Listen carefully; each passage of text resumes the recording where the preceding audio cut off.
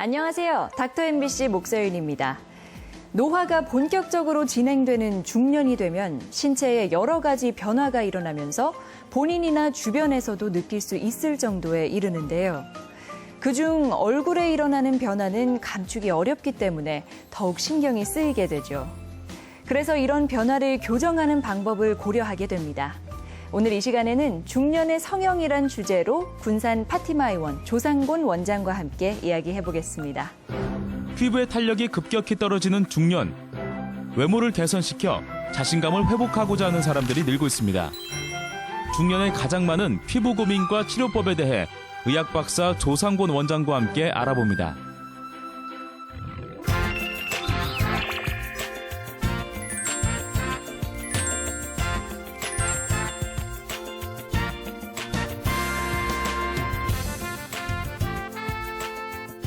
안녕하세요, 원장님. 네, 안녕하세요. 네, 오늘 주제가 중년에 관한 거다 보니까 우선 중년의 신체적인 변화엔 어떤 것들이 있는지 설명 부탁드립니다. 네, 중년이란 우리 나이 40 즈음에서 60세까지 나이를 말하는데요. 이 시기에는 우리 신체의 모든 기능이 저하되어서 갱년기 증상이 나타나고 그리고 체형도 변하고 주름도 많이 들게 됩니다. 얼굴 같은 경우에는 눈 윗꺼풀도 처지고 아랫꺼풀이 얇아지고 지방이 밀려 나오기도 합니다. 또 팔자주름도 깊고 길어지고 그리고 피부 탄력도 현저하게 감소하죠. 네. 이렇게 중년은 신체적으로 노화가 급속히 진행되는 시기라고 이렇게 말할 수 있습니다. 갱년기 증상이 일어나면서 피부 변화도 함께 일어나는데 20, 30대 같은 경우에는 잡티나 피부 밝기 등에 좀 신경을 쓴다면 40, 50대 들어가서는 피부 탄력이나 주름 이런 걸 신경 쓰게 되잖아요. 피부 탄력을 끌어올릴 수 있는 방법엔 어떤 게 있나요? 네, 피부 탄력을 위해서는 보습과 콜라겐이 중요한데요. 아쿠아리프팅과 써마지를 사용하면 좋은 효과를 얻을 수가 있겠습니다. 네. 아쿠아리프팅은 가장 적극적이고 효과적인 보습 치료 방법인데요. 일명 물광 치료라고도 많이 알려져 있습니다. 우리 피부가 탄력을 유지하기 위해서는 먼저 이 피부 안에 많은 습기, 수분이 있어야 됩니다. 네. 그래서 우리 피부에는 이 수분을 많이 잡아줄 수 있는 히알루론산이라는 성분들이 피부 안에 많이 들어 있습니다. 그런데 우리 20대 중반에 지나면서부터 이 나이가 먹으면서 우리 피부에는 히알루론산이 급속하게 양이 줄어들게 됩니다. 그래서 피부가 나이가 들수록 건조해지고 칙칙해지고 탄력을 잃게 되는 것이죠. 아쿠아리프팅은 이렇게 피부 속에 감소되어 있는 히알루론산을 직접 피부에 주입해주는 그런 시술입니다. 네. 그래서 다시 수분을 피부 안에 모아줌으로써 피부가 다시 탄력을 찾고 탱탱하게 보이게 하는 그런 시술입니다. 또 피부 탄력을 위해서는 이런 보습 이외에도 콜라겐이 중요한데요. 그 써마지라는 장비가 있습니다. 써마지를 사용하면은 우리 피부의 근막층에 아주 강력한 고주파 에너지를 줌으로써 콜라겐 합성을 자극하는 이런 장비입니다. 예. 써마지는 피부 잔주름과 탄력 회복에 그 효과에 있어서 미국 FDA에서 인증을 한 그런 장비 중에 하나입니다. 그런데 중년 이상의 여성분들은 쌍꺼풀 수술을 좀 뒤늦게 하는 경우도 있던데 이런 게 눈꺼풀 처짐 증상과 관련이 있다고요?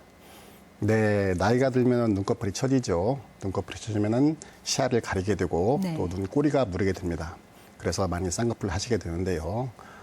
나이가 드신 분들이 쌍꺼풀 한 이후에 오히려 인상이 싸나워졌다고 이렇게 말씀하시는 분들이 많이 있습니다. 네.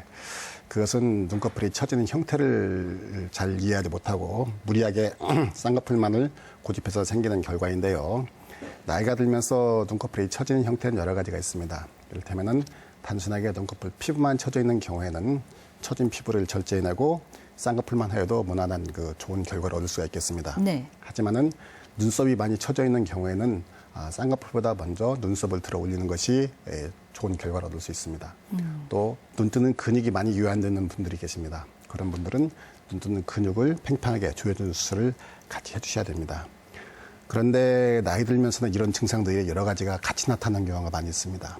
그래서 두세 가지 수술을 겸해주는 경우도 있고요. 예. 그래서 그 젊은 사람들이 쌍꺼풀 하면 예쁘다 해서 중년 이상의 분들이 무조건 쌍꺼풀만 선호하시면은 오히려 젊었을 때보다도 더 안 좋은 인상이 될 수가 있으니까 꼭 유념하셔야 됩니다. 네. 뭐 아무래도 나이가 좀 들다 보면 눈 전체가 좀 처지는 느낌이 들 수 있을 것 같은데 그럼 눈가가 짓무를 때는 치료 방법이 어떻게 되나요? 네, 눈 윗꺼풀이 처지다 보면은 특히 눈 꼬리 쪽이 많이 처지게 됩니다. 예. 그래서 처진 피부 속에 눈물이 계속 남아있게 되니까 고여있게 되니까 꼬리가 무르게 되는 것이죠. 이럴 경우에는 처진 피부를 절제하면서 쌍꺼풀을 만들어도 치료 방법이 될 수가 있겠고요. 또 다른 방법으로는 눈썹을 올려줘서 처진 피부를 펴주는 것도 좋은 치료 방법이 됩니다. 네. 나이가 들면은 그 살이 빠질 때 얼굴부터 가장 먼저 빠지고 또 찔 때는 배부터 찐다 뭐 이런 말이 있잖아요. 그런데 눈두덩이 살도 빠진다고 하더라고요. 네, 나이가 들면서 눈 윗꺼풀 피부가 얇아지면서 예. 눈이 함몰되는 그런 분도 계시고 그렇지 않은 분도 계십니다. 이렇게 눈이 함몰되는 분들은 대개 지방 이식이나 필러로서 많이 교정을 하게 되는데 정도에 따라서는 또 지방 재배치하는 방법도 사용해 볼 수가 있겠습니다. 네. 우리 눈꺼풀 피부는 우리 몸 중에서 피부 두께가 가장 얇고 그리고 혈관들이 많은 부위라서 많은 주의를 요합니다. 이런 것들을 고려할 때 지방 이식이 좋은 방법이라고 생각할 수가 있겠습니다. 예, 그렇군요. 그럼 눈 아래에 유난히 주름이 많아서 쭈글거린다던가 하는 분들은 어떻게 치료를 받는 게 좋은가요? 네, 하안검 교정술을 하게 되겠는데요. 예. 하안검 교정술은 속눈썹 바로 아래를 절개해서 그래서 불필요하게 밀려 나와 있는 지방을 제거하거나 재배치시켜주고 그리고 남는 피부와 근육을 절제하고 봉합해주는 이런 수술이 되겠습니다. 하안검 성형수술을 하면은 일단 심수풀처럼 뿔룩 밀려 나온 지방이 없어지고 그리고 잔주름과 골이 많이 개선되기 때문에 좀 젊어 보이고 얼굴 표정이 밝아 보이는 그런 효과가 있습니다. 네, 뭐 눈가에 나타나는 증상에 대해서 좀 이야기를 해봤는데 그런데 볼 처짐이 있을 수도 있고요. 또 나이가 들면서 팔자주름이 깊게 패이는 경우가 있잖아요. 이런 네. 경우에는요? 네, 팔자주름에 가장 많이 사용하는 것은 역시 필러입니다. 요즘 필러를 가장 많이 팔자주름에 사용하고 있는데요. 단순하게 팔자주름만 있는 경우에는 필러로서 많은 효과를 볼 수 있습니다. 그런데 중년 같은 경우에는 대개 팔자주름이 생기면서 볼살이 같이 처지게 됩니다. 네. 그래서 필러만 가지고 팔자주름 개선만 가지고는 좀 미흡한 결과가 있습니다. 이런 경우에는 볼살 처짐을 리프팅해줘야 되는데 우리가 할 수 있는 리프팅 방법은 크게 세 가지로 볼 수가 있겠습니다. 먼저 장비를 이용하는 방법, 그리고 실을 이용하는 방법, 그리고 수술적인 방법 이렇게 나눠볼 수가 있겠습니다. 네. 이 잔주름 같은 경우에는 우리 써마지나 울사라 같은 이런 장비를 이용해도 좋은 효과를 얻을 수가 있겠습니다. 그리고 가벼운 주름 같은 경우에는 실을 이용한 실리프팅도 많은 효과를 얻을 수 있습니다. 그리고 주름이 좀 깊다든지 많이 처진 경우에는 역시 수술적인 방법이 가장 좋은 효과를 얻을 수 있습니다. 네. 이렇게 많은 방법이 있습니다만은 최근에는 실을 이용한 방법이 자꾸 방법들이 개선되고 또 많은 관심들이 실리프팅에 관심들을 많이 가지고 있습니다. 네, 실 리프팅에 대해서 좀 강조를 해주셨는데 이게 실이 피부 안에서 녹는 형태로 사용되는 건가요? 네, 사용된 실이 녹는 실도 있고 녹지 않는 실도 있습니다. 네. 그래서 많은 환자분들은 녹지 않는 실로 처진 피부를 당겨주면은 실이 녹지 않으니까 당긴 효과가 거의 뭐 반영구적으로 오랫동안 지속될 걸로 생각하는데 네. 사실은 그렇지 않습니다. 우리가 녹지 않는 실로 피부를 당겨주면은 처음에는 그 실이 희미해서 당긴 피부가 유지가 되지만은 시간이 지나면은 우리 조직들은 서로 유착될 부분 유착되고 그리고 늘어날 부분 다시 늘어나게 됩니다. 그래서 피부 안에 녹지 않은 실만 남게 되기 때문에 이 실이 혈관이나 신경을 압박한다든지 네. 아니면은 자극을 해서 원하지 않는 그런 증상들을 유발할 수가 있습니다. 그래서 실리프팅 초창기에는 이런 녹지 않는 실을 주로 사용했습니다만은 실리프팅이 발전하면서 주로 녹는 실을 사용하고 있습니다. 네. 이 녹는 실이 PDO라는 실인데요.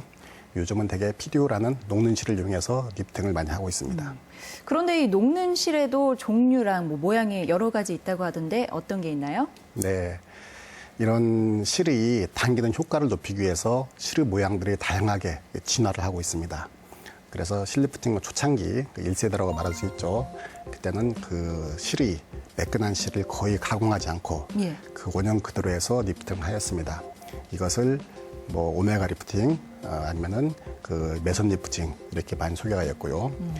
그 이후에는 그 실이 좀 변화를 주어서 이 나사 모양으로 실을 꼬아서 리프팅에 사용했는데 이것을 효율 리프팅이라고 소개하였고요. 그 다음에 실이 더 변화를 해서 실에 낚싯바늘처럼 많은 돌기를 만들어서 이 돌기들이 다시 피부를 당겨 올려주고 고정시켜주는 이런 방식의 실들이 많이 개발되어 나왔습니다. 그래서 이런 돌기 모양과 방향에 따라서 마이다스 리프팅, 오메가 리프팅, V랑 리프팅 이런 용어들을 사용하고 있습니다. 이런 실들은 각각의 특성이 있기 때문에 우리 주름의 위치나 처진 정도에 따라서 적절한 실을 사용하는 것이 바람직하겠습니다. 예, 그렇군요. 오늘 이 시간에는 의학 박사 조상곤 원장과 함께 중년의 성형이란 주제로 이야기 나눴습니다. 고맙습니다, 원장님. 네.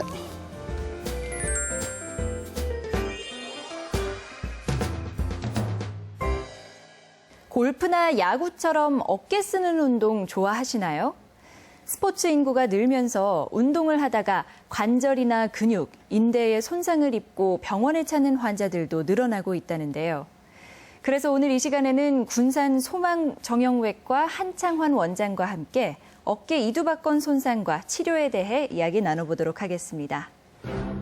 어깨 질환은 초기 증상이 나타나도 가볍게 여기고 적극적인 치료를 하지 않다가 치료 시기를 놓치게 되는 경우가 많습니다. 정형외과 전문의 한창원 원장과 함께 이두박근을 중심으로 한 어깨 통증과 치료법에 대해 이야기합니다.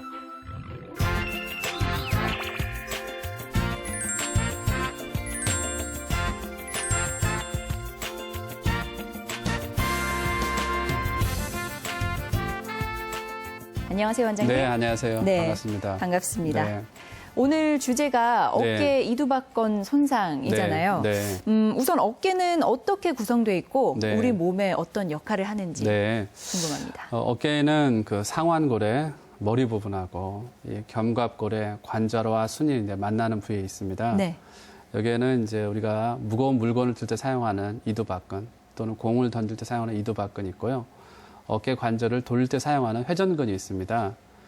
어깨는 그 우리 몸에서 가장 넓은 범위의 운동 범위의 그런 관절이 되겠고, 새에서는 이렇게 날개 부위에 해당되며 우리가 요새 많이 하는 그 스포츠 할 때, 특히 뭐 골프나 야구할 때 많이 사용하는 관절 중에 하나가 되겠습니다. 네. 그런데 특히 야구처럼 네. 공을 던지는 운동을 네. 하는 사람들이 어깨 네. 통증을 또 많이 호소하잖아요. 네, 그럴 것 같아요. 네. 그거는 왜 그런 건가요? 아까 말씀한 대로 이제 어깨에서 무거운 물건을 들 때 또는 이제 공을 던질 때 사용하는 이두박근이 있습니다. 네. 이두박근이 류현진 선수처럼 공을 세게 던질 때 이 이두박근이 견갑골의 관절과 순에 달라붙는 부위에 이제 파열이 일어나는 경우가 종종 있게 되겠습니다. 네. 네. 그러면은 이두박근이 손상되면 네. 어떤 증상이 나타나는 거죠? 아무래도 이제 손상되면은 이제 어깨에 통증이 있겠죠. 네. 또 이제 간혹 이제 불안정성이 있을 것 같습니다. 요새 많이 하는 그 메이저리그의 류현진 선수처럼 네네. 옛날에는 공을 잘 던지고 스피드가 굉장히 셌는데 갑자기 이제 어깨 통증이 오면은 아무래도 스피드가 많이 떨어지겠죠. 네. 그리고 통증이 있겠고 또 이런 분들은 이제 밤에 통증이 좀 더 심해지는 경우가 있겠습니다. 이렇게 검사하는 방법은 투수가 이제 공을 던질 때듯이 이렇게 심하게 공을 못 던지게 하면은 어깨에 심한 통증이 일어나게 되겠습니다. 네. 그럼 병원에서 진단은 어떻게 내리나요? 진단은 일단은 환자를 이렇게 보고 어깨에 다친 적이 있는지 물어보고 또 공을 던진 적이 있는지 물어보고 대부분 이제 투수나 또는 뭐 군인에서는 이제 수류탄 같은 거 던질 때 네. 이런 과거력을 물어보게 됩니다. 근데 단순 엑스레이를 찍으면은 거의 나타나지는 않는데요. 요새는 이제 MRI라는 기계가 있습니다. MRI를 찍어보면은 이두박근이 관절과 순에 달라붙는 부위에 파열이 되고 또 파열된 부위에 물이 들어가서 물혹이 생기는 경우가 있고 또 물혹 때문에 신경 마비가 일어나는 경우도 있을 수가 있겠습니다. 그러면 이렇게 이두박근에 손상이 오면 네. 수술하지 않고 치료하는 방법은 없는 건가요? 일단은 모든 사람이 수술은 다 싫어하는 것 같아요. 네. 뭐 수술하는 의사도 마찬가지고 그래서 보존적인 요법, 그러니까 약물요법이나 물리치료 등을 일단 권합니다. 물리치료로서는 이제 제일 처음에 급성기 때는 좀 얼음찜질을 해가지고 어깨 관절을 안정시키고 어느 정도 돌아오면은 따뜻하게 온찜질하고 여러 가지 전기 치료 같은 것을 또는 요새는 충격을 주어서 혈류 공급을 시키고 신진대사를 시키는 최충격파 치료도 있습니다. 네. 하지만 이러한 적극적인 치료에도 어깨 통증이 지속되고 어깨에 불안정성이 좀 있으면은 요새는 이제 관절 내시경이라고 있습니다.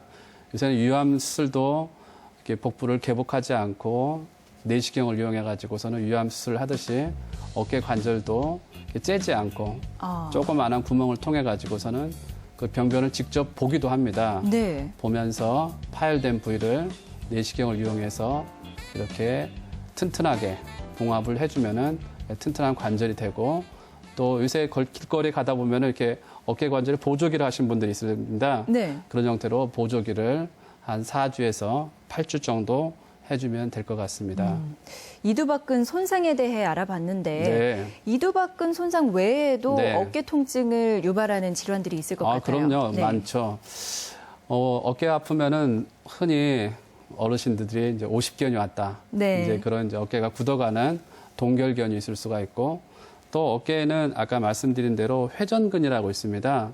회전근이 있는데 이 회전근개가 손상되는 회전근개 질환도 있겠습니다. 네. 그럼 회전근개 손상의 진단과 네. 치료는 어떻게 네. 하나요? 회전근개는 일단은 회전근개가 손상되면 아무래도 통증이 있을 것 같습니다. 어깨에는 그 견봉이라는 게 있습니다. 네. 제 견봉이 제일 처음에 이 어깨 회전근개에 있는 물주머니를 건들기 시작합니다. 진행이 되면은 근육을 건들게 되고, 진행이 되면 이제 근육을 이렇게 파열시키게 됩니다. 그래서 이제 이런 분들을 이제 보면은 이학적 검사상에서 어깨를 이렇게 안쪽으로 돌리고 위로 올리는 니어 테스트라는 게 있습니다. 네. 니어 테스트를 해보면은 이제 통증이 있게 되겠고, 또 드라밤 테스트라고 해서 어깨를 이렇게 유지시켜 보라고 하는데 회전근개 파열되신 분들은 이걸 유지를 못하고 푹 떨어뜨리게 되겠습니다. 네. 진단은 일반 엑스레이를 찍어보면은 견봉이 얼마나 튀어나오는지를 확인하고, 요새는 이제 MRI를 촬영하면은 회전근개가 얼마나 손상됐는지를 쉽게 이제 알 수가 있게 되겠습니다. 이렇게 회전근개가 파열이 되면은 얼마나 파열이 됐는지 초기, 중기, 말기에 따라서 이제 치료 방법이 달라지는데요. 초기에는 의사들이 이제 물리치료를 권할 수가 있을 것 같습니다.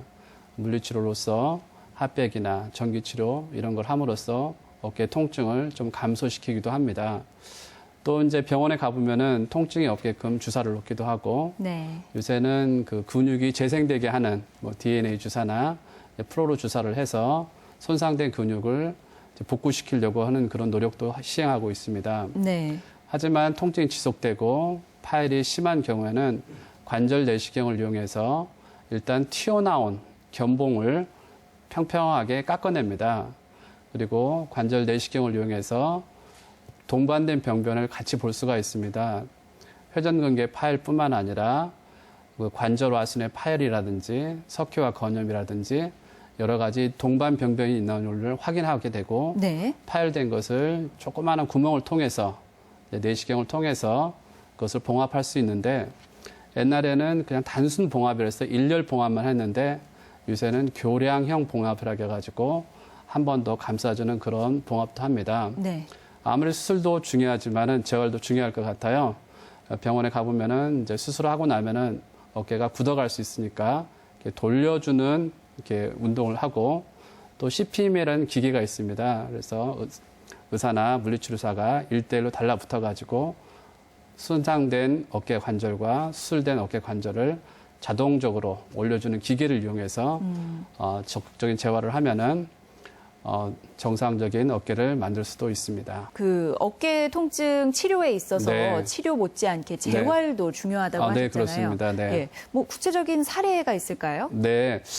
어깨 관절 수술을 하고 특히 회전근개 봉합술을 하면은 이제 봉합을 했기 때문에 움직이지 않으면은 이렇게 어깨 관절이 굳어갈 수가 있습니다. 그래서 굳어가지 않게 손을 이렇게 벽에다 대고 천천히 올려주는 월크라임이라는 엑서사이즈도 있고, 또 병원에 가보면은 이렇게 기계를 이용해서 이렇게 뺑뺑뺑뺑 돌리는 그런 저희가 동영상을 준비했는데 그런 것도 있고, 예. 또 요새는 그 CPM이라는 기계가 있습니다. 환자분이 이제 본인 스스로 움직이면은 통증이 심하기 때문에 기계에다가 팔을 딱 옮겨 놓으면은 그 기계가 알아서 180도까지 올라가고 또 옆으로 180도까지 올라가서 물리치료사나 의사와 함께 1대1로 적극적인 물리치료를 하면은 수술 후에도 유착에 의한 굳어가지 않고 넓은 범위의 어깨 네. 관절의 운동 범위를 옮길 수 있는 그런 기계도 있습니다. 마지막으로 네. 어깨 통증을 호소하는 분들께 네. 한 말씀 부탁드립니다. 네, 어깨는 우리 몸에서 이제 책임감, 건강함을 상징하는 관절인 것 같습니다. 어깨 관절 통증하면은 물리치료나 비수술적 요법으로서 날 수 있는 그런 질환이 있나 하면은 오히려 물리치료나 보존적인 요법이 손상된 부위를 더 크게 만들 수 있는 회전근개 파일 같은 것도 있습니다.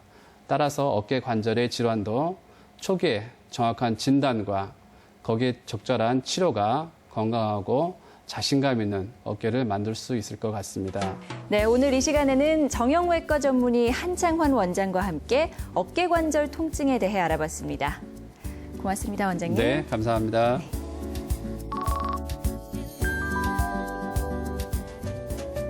요즘 대학 입시 과정을 마친 수험생들이 그동안 돌보지 못했던 건강을 챙기기 위해 병원을 찾고 있다고 합니다.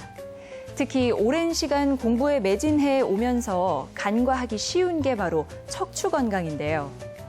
하루 거의 대부분의 시간을 의자에 앉아서 지내는 수험생들의 척추 건강은 예상보다 훨씬 좋지 않은 경우가 많은데요.